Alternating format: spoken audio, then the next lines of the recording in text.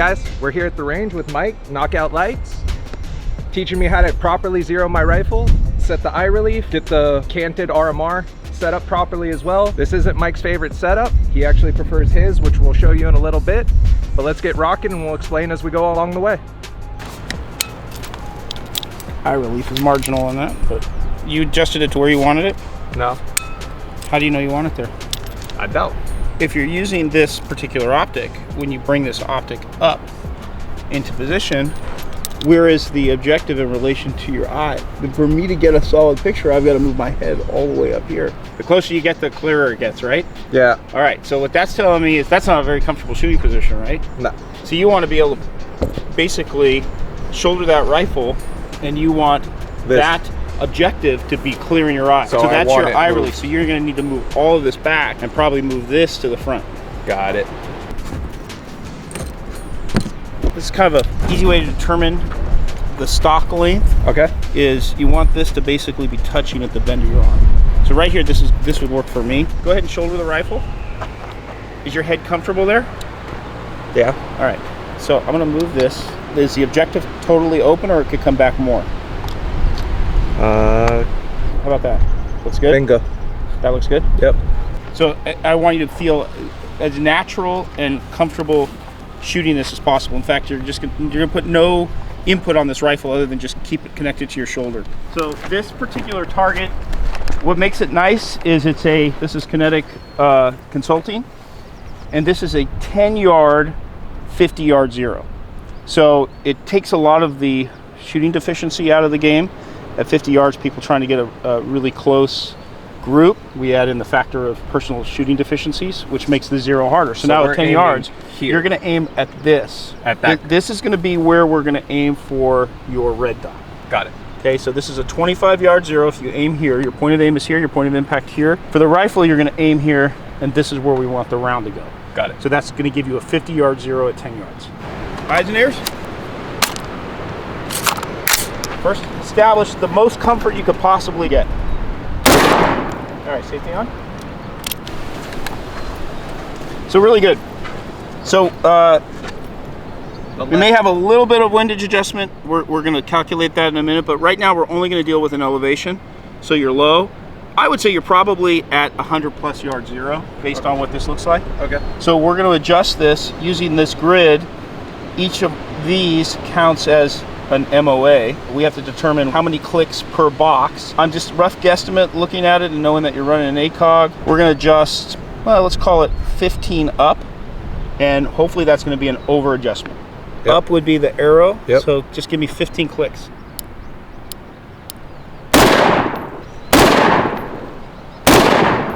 So 15 clicks, if you're aiming here, point of aim here, point of impact here, only brought us halfway. That's probably 1/8 of an inch adjustments on that optic, which is typical for a longer range optic.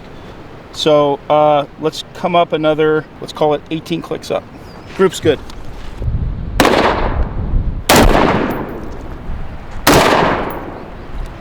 Good. Check it out. So I feel like the right's human error. It could be. The problem is this is a reasonable group. The group is good. We could try to fine tune maybe a couple clicks to the left, but look how you've walked these rounds all the way up. So if I was to triangulate this pattern right here, which is basically 2 touching and 1 not, one could say I could come over 2 clicks. We can try it as an experiment and see if we adjust it. But what happens when you start fine tuning this particular optic is that you end up chasing your group. So how much ammo do we want to waste? I mean, you are effectively zeroed here. I'm hitting a target of 50 all day long. Right, you're hitting a target of 50 yards all day long. So the question is really ammo consumption at this point in time. You want to blow another $5 to fine tune? Not really. Right? Okay. So now let's work on this red dot optic. Oh boy. Yeah. Let's go 30 to the left and 30 down. Good. So we got the windage, now we just need to come up. Right. This is a good group right here. So now I can use this grid. I'm going to leave the elevation. So triangulating that puts it here.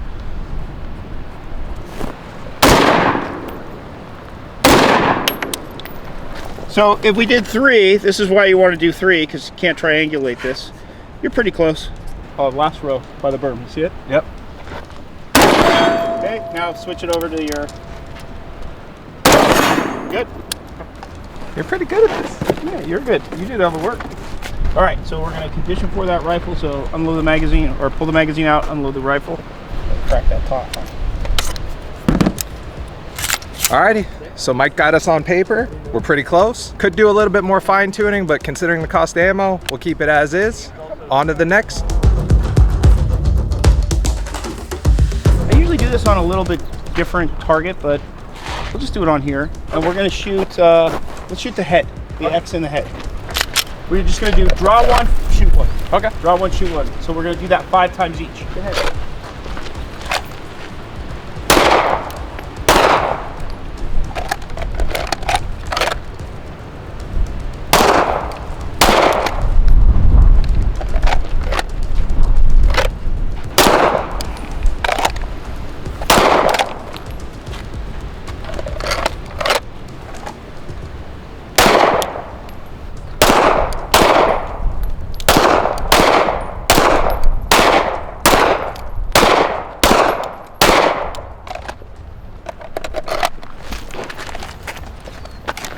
It's 2 rounds at the 10.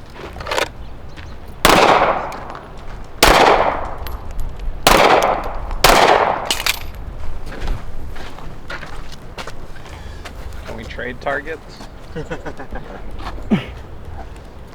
So let's fix this. Okay. I've got a lot of high, which I now am questioning My 0. optic versus you, because you're aiming here where you should be aiming here to hit here. So this is all very suspect to me. So we're gonna have to look at your 0, and we'll figure out if we have some shooting deficiency. So let's figure out if your 0 is good. Okay. I'm questioning, is it you or not? Everybody, this is my brother Matt. How's it going, guys? Brian? Matt, nice to meet you. Jay, Nice to meet you. you How on you for doing, a Matt? couple days? Nice to meet you. So first, what we have to differentiate between is shooter deficiency versus point of aim, point of impact, which is a 0 on your optic, which is it, right? One way we can establish that is if you're putting out a solid hole, but it is not in the desired location, that kind of eliminates shooting deficiency as being a component of that 0. So I want you to really take your time. We're gonna go to the left bullseye there, and give me 3 rounds in that. We can do this at 5, so right here. Give me 3 rounds on the left bullseye. So focus on putting the dot right on the X right now. So your point of aim, point of impact will be different.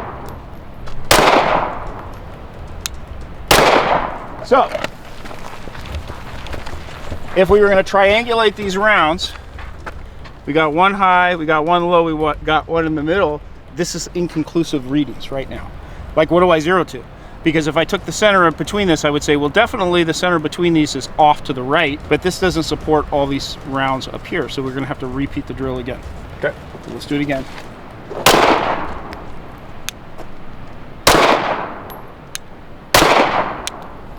I don't think you're at a 25-yard 0. So if you aim here, you should be somewhere about right here. They should be coming low. Center. So I would come down right now. Let's come down 4 to let's. I try. All right, let's try again. Let me shoot a couple rounds.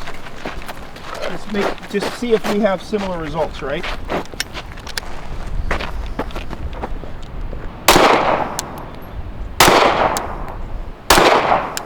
Okay, that's definitely high. See how high I am? And I'm aiming high already on the target, and I'm still coming in high. So you want to go a couple more clicks? A lot more. We need to probably go down 8. If my 0 is screwed up, and I'm trying to qualify my miss, if I don't have any deficiency whatsoever, and my 0 is off, every single round I shoot, if I shoot 25 yards at this small sub-A zone target, I'm going to miss it. And that's not my fault. It's the optics fault, and I have to figure out where my point of aim, point of impact is, and that's impossible if I don't know what my point of aim, point of impact is. I got to know what my gun wants to do. So you're just going to aim right at the X. All right, hold on. So we got some pretty low rounds there. Oh. Okay, so I aimed just where I wanted to above. So right now you're putting the input into the gun. Right? So a little bit of anticipation with each shot. Come over to my target. Shoot just right above the X. A little bit above.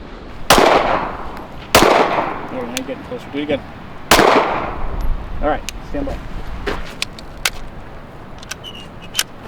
Okay, aim at the draw. See it? Yep. Okay, do it again. I'll do it. I'll do it for you. Go ahead. Aim at the dot. Better. Where'd you go? Give me a follow-up shot. Good. Pick the other bullseye.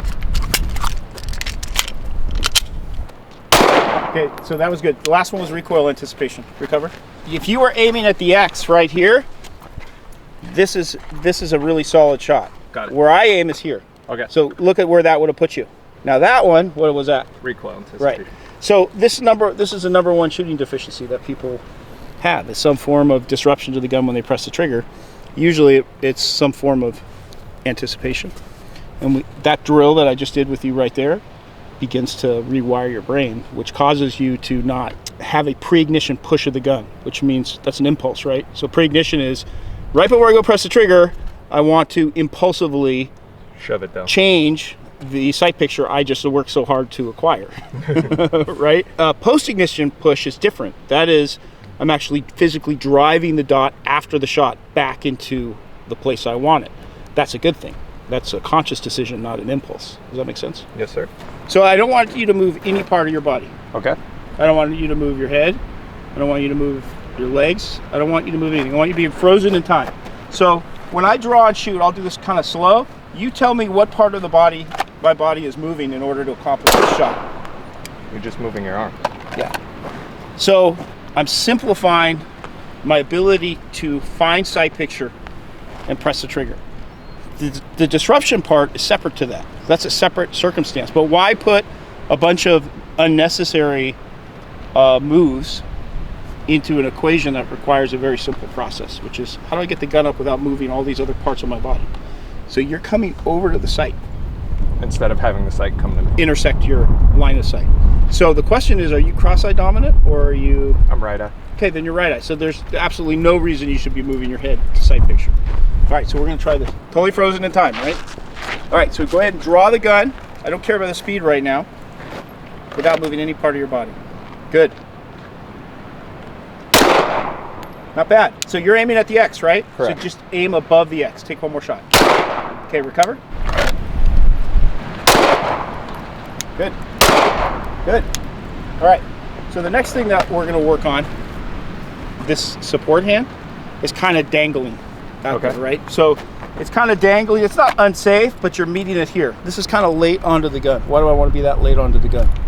So if our support hand isn't tasked with something like fighting you off or carrying something, we want to anchor it to our body, but we also want to anchor it in a place that I'm able to acquire a two-handed grip as early in the presentation process as possible. Meaning I'm establishing grip and grip pressure earlier rather than later. So if I left my hand to the side and drew the weapon here, look how late I am to establishing my grip pressure. What happens to the gun when I put grip pressure on? Push it down. Yeah, I changed something of that gun, and that's tantamount to gripping while you're shooting. So I want to establish that grip pressure here, and as I come up to target, I'm able to press the shot off while I'm already on the gun, and whatever grip and grip pressure I've added, I'm compensating for before I get to sight picture, not as I'm at sight picture. Does that make sense? Mm-hmm. So I want you to try that, So, and it's an efficiency thing. So basically I should be connecting here instead of... So basically, if from whatever position I'm at, as I come up with the gun, I'm picking up the gun right here. And now I'm able to get my grip and grip pressure, prep the trigger, and then fire the round. Okay, so you try. Secure your support hand. So first step is secure your support hand, right? It's actually happening at the same time. So I would be here, here, here. Okay, try that. Good. Good. And recover. Your stance, although it works, I want you to be a little bit more aggressive in your stance. So if I was charging you or I was coming towards you, you know, what would you do? Were you able to move? There you go. So now you're at least in a better position, not kind of like this. It's not that has anything to do with accuracy. If I get knocked, I'm going. Well, it's not really the point. You just want to have a ready position that is a little bit more substantial, because I can hit the target all day long, holding the gun like this, putting my middle finger in there, finding my optic, and pressing the shot. They all go right in the center, right? I have nothing. I have no stance. I have nothing. And that's because at the end of the day, static shooting like this only requires two things to hit the target. You have to be able to sight in your gun, and you have to be able to press the trigger without disrupting the gun. It's as simple as that. The rest of our platform, the rest of the fundamentals are for other things. So if I want to run the gun at a high rate of speed, I'm not going to be able to do it like that. So it diminishes other possibilities, but it's not intrinsically important to accuracy. But I want you to be a little bit more aggressive on your ready position, and we're going to start pushing the speed as you come out of the holster. All right, can't move anything though. I like the positions better. Ready? Up. See how all this is folded around? Do you feel this? Yep. Okay, and look at your arms. So when I start asking, go ahead and recover. When I start asking you to really drive the gun out, and you're coming to straight arm, what did that just do to my whole conformation? Made you wiggle. What is this doing to me? Tilting Right? forward. So you're putting the brakes on with other parts of your body and not the part of the body that really makes the difference, and that's right here. These are my stop points. So I'm up, find sight, picture, press. So I want you to start thinking of shortening your stride a little bit. Okay. And relaxing everything up here. Do you see, do I look tense when I'm drawing? Am I tense here? Nope. So did you see that little dip I had when I pressed the trigger? That is a post-ignition drive of the gun. I know what the recoil is going to feel like. Do I have anything that looks like recoil anticipation? Nope. Okay, so the dipping of the gun doesn't always tell you that someone has recoil anticipation. It may tell, because we don't know if it's pre-ignition or post-ignition. I will have a post-ignition after every shot. I'm physically driving the gun back into a zero position. Support hand, there you go. Better position, good, recover. So this support hand has to come up as I'm drawing. This is really giving me permission to draw. That's the way that I process this. I don't have permission to draw my gun without some contact from my support hand. That's how I kind of worked it out in my brain. As a result, I will never flag or shoot my own hand. That's really where the added benefit is. There's just no way, whatever I do, if this hand is not working, it's secured until it's on the gun. We want to start driving this gun out. No, we don't need to do this. We can do this. And you can wait here for as long as you want before you press the trigger. Let's not sacrifice our ability to get to our gun quickly. It has nothing to do with accuracy. Accuracy has to do with your ability to get the gun in sight picture, press the trigger without disrupting the gun, right? So why be slow at any of the processes in between? It doesn't change your accuracy coefficient at all. My justification to press the trigger is that, number one, I have made a commitment to shoot. Number two, my sights are on target. And number three, I'm not disrupting the gun when I press the trigger. So getting there has no bearing on that. All right, ready? So a little more drive on the gun. Up. Good. That's good throttle control. So we're separating the two circumstances. I get the gun out fast, but that doesn't necessarily mean I'm squeezing fast. I'm going to press the trigger fast. Up. Oh, I like it. Looks totally much better. Does that feel better? Yep. Are you at sight picture faster? Yeah. Okay. Well, that's really the key. Is all I'm really hunting for on a commitment to shoot is where is my damn sights in order to justify the shot. And that's what we're really hunting for. So if we're in a position to get to a sight picture faster, now we only have to worry about how fast we're interacting with the trigger and whether our trigger interaction is disruptive in itself. Does that make sense? Because you can point shoot this target from here. You don't really need sight picture. But you want to go over to steel? Sure. All right. So I'll do this in slow motion. I want you to see the efficiency by which you've made a decision to rack the slide, right? Yep. So as I'm putting the magazine in, I'm physically bringing the gun over into this hand. Where's this gun in relation to my dominant eye? It's right over it. I'm not over here. I'm not over here. Everything is up right here in the workspace, so I can rebuild my platform really quick, rebuild my shooting position really quick. Why rack the slide? What's your reasoning behind it? Why not use the slide lock? I don't know. Sometimes getting that button takes me longer. Okay, so it could be just lack of practice, lack of interest. So I use a slide lock. It's a little bit faster for me. But if we're gonna rack the slide, let's work on that mechanic of racking the slide.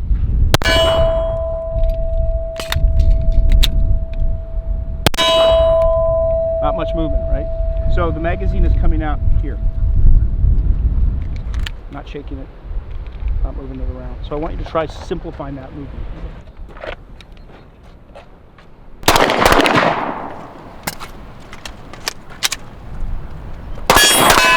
Good.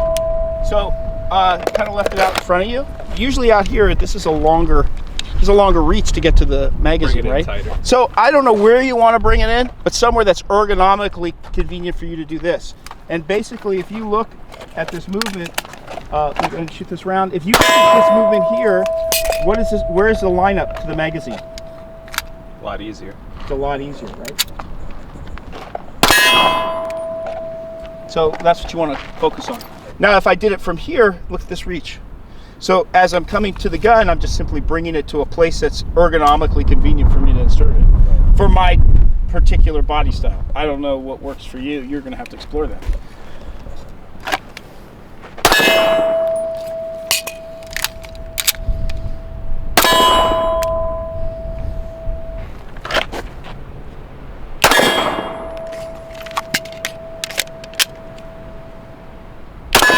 Good. All right, did you see the shake? Yep. So a couple reasons why on a Glock you may have a shake. One is you need to break your master grip. Otherwise you are fighting against yourself. So I can push this all day long, but if my finger hasn't removed itself from the backside of the mag release, I'm just working against myself. So that's step one. Step two, if I immediately bring it into my workspace and then try to release the magazine, I'm also gonna have to wiggle it, especially on a Glock. This one will actually come out. Yours won't. Probably gets grabby. So one of the things that you can do, if you have trouble getting the mag out, and we already have two hands up front, is I can break my master grip this way. So I'm just simply bringing the gun into my thumb.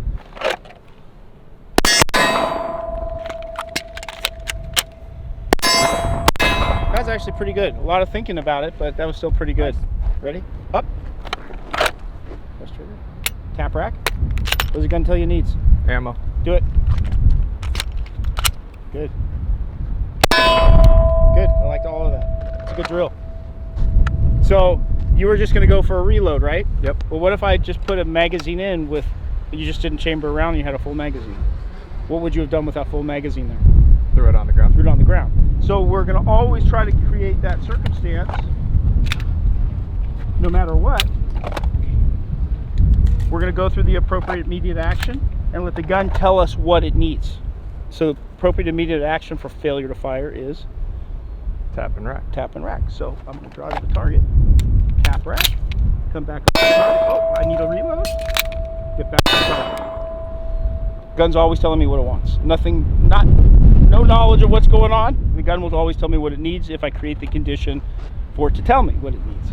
Then I'm not dumping full magazines on the ground. So we got good control, got good grip, good grip pressure.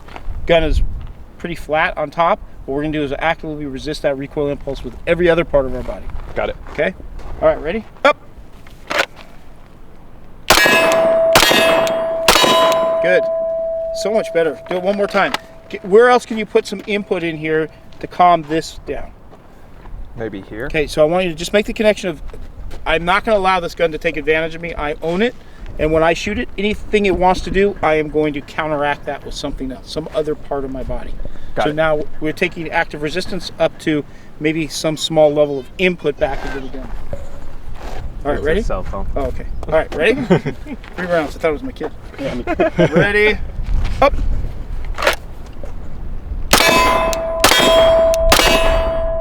That was perfect. Perfect. What do you think? Really clean. Yep, look good. Well, how did it feel? Feels great. Alrighty, so that concludes the pistol section of today. Made some good progress from the start of the day till now. A lot of gun control, lots of good stuff. Again, Mike, Knockout Lights, I'll put his link down below. And this is part 1. Part 2 will be the carbine section of this episode. Like, comment, subscribe. See you guys soon.